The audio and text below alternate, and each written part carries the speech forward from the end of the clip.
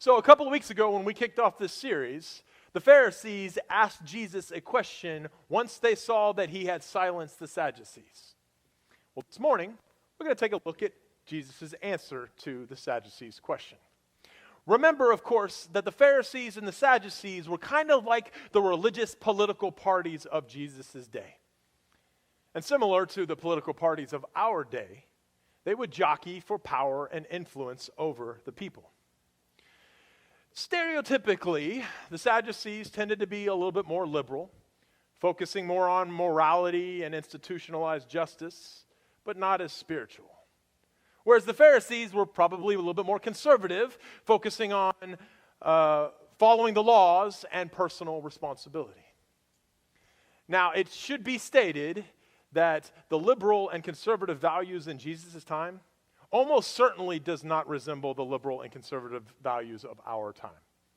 Just get that right out the way. We shouldn't try to project our understandings of the word liberal and conservative onto Jesus' time. But I do bring up these two values because they seem to be represented in the questions that both the Pharisees asked Jesus a couple weeks ago and the Sadducees asked Jesus this morning. It's a good place to stop and point this out. That Jesus now has both publicly rebuked and silenced both of the religious political parties of his day.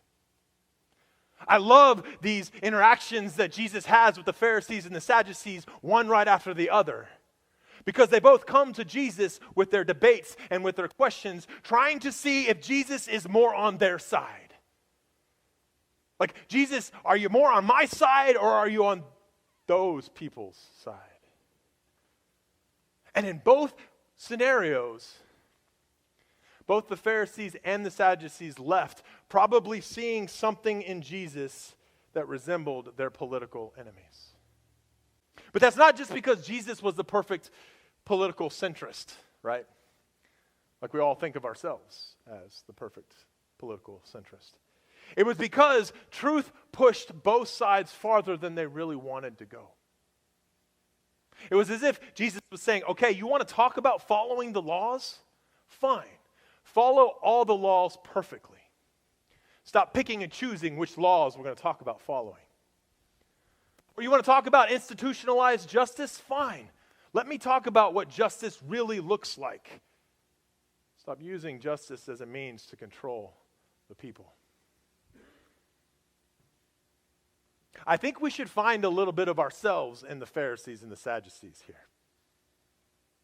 Because if we were to come to Jesus with our questions today, but really only desiring to hear what we believe told back to us, then we'd probably be a lot like those Pharisees and Sadducees.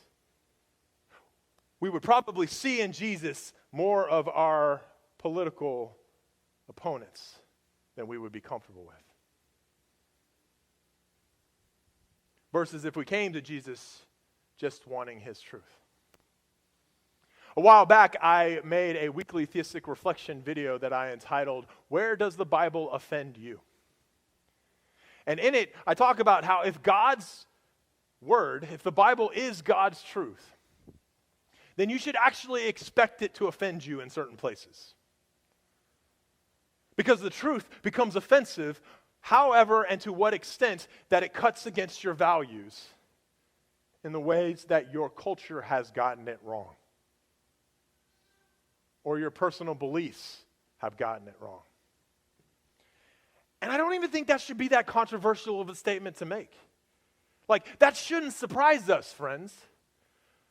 It seems silly to me to think that there is any culture in history or any political party or any church denomination or any personal beliefs that could be completely free of Christ's correctional teachings.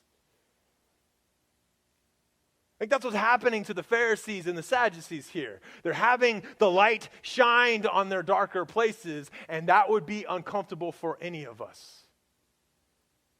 But then you add power into the mix, and the opportunity to lose one's power, and then people become far less receptive to the truth. You see, both sides saw in Jesus parts of their political enemy, but Jesus was far greater than the religious political sides of his day.